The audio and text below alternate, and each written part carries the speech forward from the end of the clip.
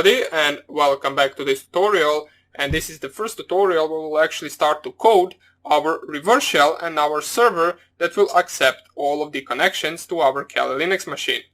So first of all, let us start off with the server, since the socket code for the server is a little bit bigger and more complicated than the actual socket code for the reverse shell. In server there are multiple functions that we need to execute in order to perform the entire connection, while in the reverse shell we will only need to perform the connect function after creating the socket object.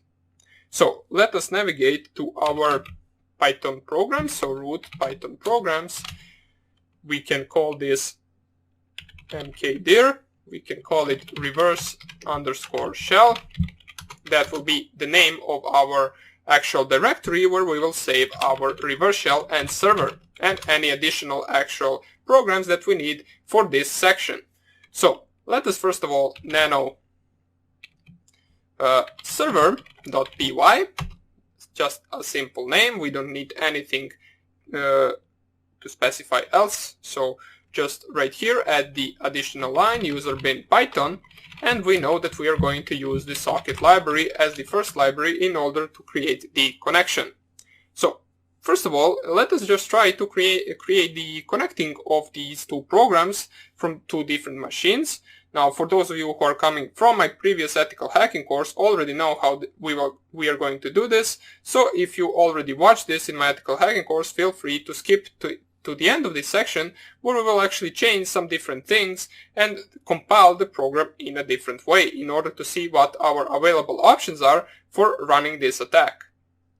But for those of you that are watching this for the first time, let us continue. So what we want to do first is to create the socket object. So we will store it in a variable that we will call simply just s.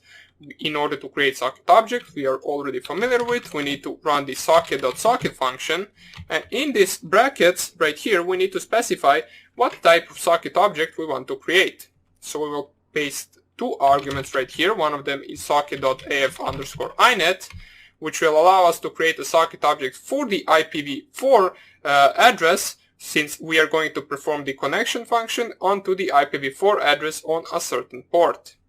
Also, we want to specify whether we want our server to be running over UDP or TCP.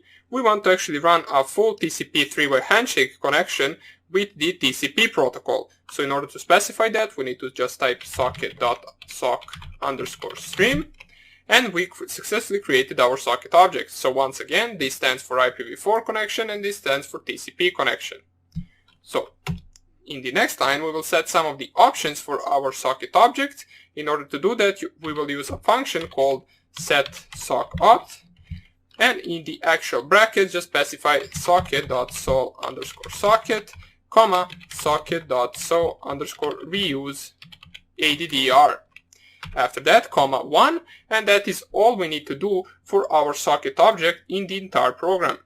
We set some of the options, we also created the socket, and right now we are going to run our next function, which is actually the function that we saw in the previous theory video where we actually explained what we need to run in order to perform the connection, and that function is actually called bind.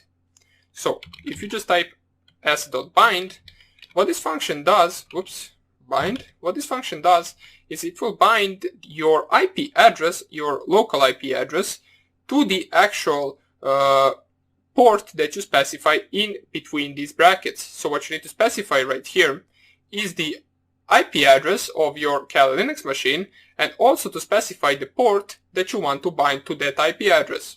Now make sure before you specify anything that you make sure that that port is not used by anything else, otherwise this won't work. That's why I always like to use some high port, for example 54321, because I know that most likely none programs will be running on that port. Also, the bind function takes the arguments between the double open and close brackets, so make sure to specify double open and double close brackets, and in between there, first of all, you specify between the double quotes the IP address. So in order to specify our IP address, we first of all need to check it, run ifconfig, we can copy our local IP address, nano back to our server, and paste it between the double quotes.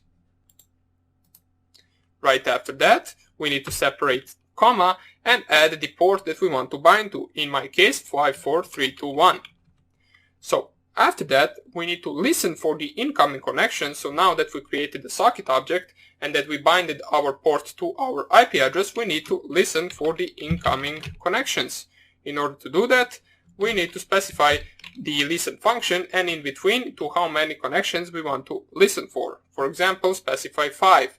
You can even use 1 for this actual test, but 5 will do the same job as well.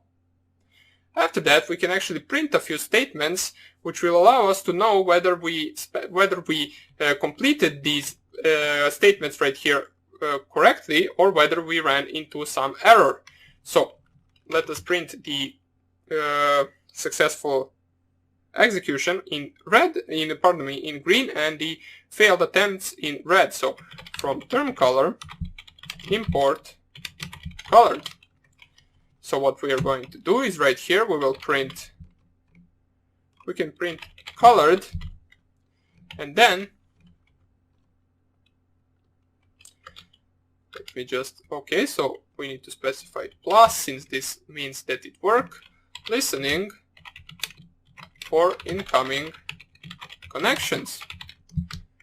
So make sure to close two brackets, and then after that, since we know that we are now listening for the connections, we need to specify two variables where we will store the actual connection. So one of them will be the target, and one of them will be the IP address, which we will use as a string in a later program. So what this means, the socket object we are going to store in the target, which will store it somewhere in the memory, and the IP address or the IP variable will store the IP address and the port from where the connection is coming from, which then we will use this IP variable in order to print from where we got the connection. So we can just type here s.accept, since we are accepting to our socket object, and we can see print, and we can print colored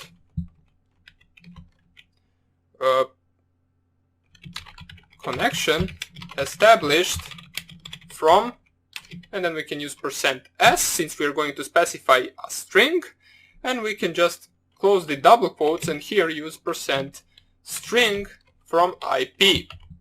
Make sure to close 1, 2, 3, and or just 3 actual brackets. So I hope, let me just count. So we got 1, 2, 3 open and 3 closed. Okay, so everything is good enough, and basically this is the entire program for actually creating the server side of the connection. So for what we are going to do in the next video is we are going to code the reverse shell part, which will only consist of the connect function, and then we will test if our program can actually connect to our server. So let us just save this, and we will continue in the next lecture with our reverse shell. So hope you enjoyed this tutorial, and I hope I see you in the next lecture. Bye!